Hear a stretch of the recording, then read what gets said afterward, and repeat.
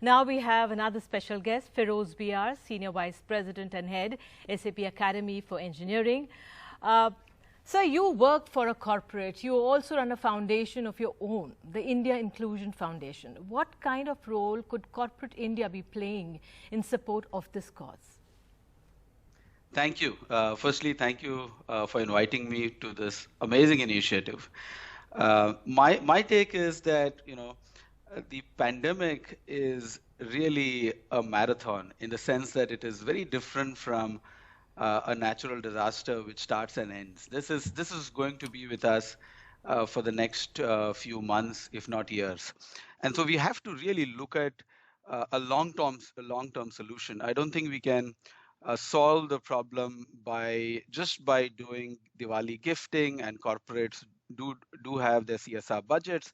But my personal take has been that this sector has been left behind in the technology movement that we have had in the country. I've had some outstanding artisans whom I know personally, and they don't even have a basic thing like a website to showcase their artwork. So I think we have to look at it holistically. While I think there are three different stages. What is it that you can do at a personal level? And like many of you said, we can start buying from our local artisans.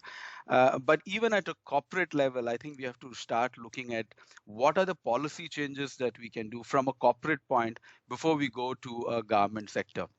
Just to give you two simple examples of what we have done in our own small ways. I'm based in California. I work for SAP. When we built our own SAP Academy campus, the first thing we said is all the paintings in the new office has to be procured locally. So that was a very simple thing to do and can be done. We tied up, for example, even with a local bookstore. We said we want to support mom and pop bookstores. So every time we have either an author coming in, we said we will buy from the local bookstore, not from the big online companies. So I think there has to be, number one, a policy level change, because as I said, this issue, this pandemic is not going to go away immediately. So what are the policy level changes that we can do?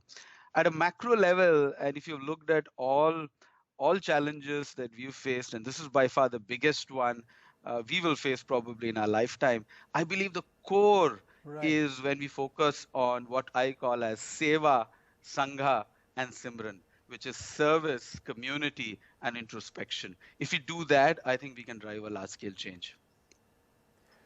Yeah, that's actually very, very heartwarming to hear.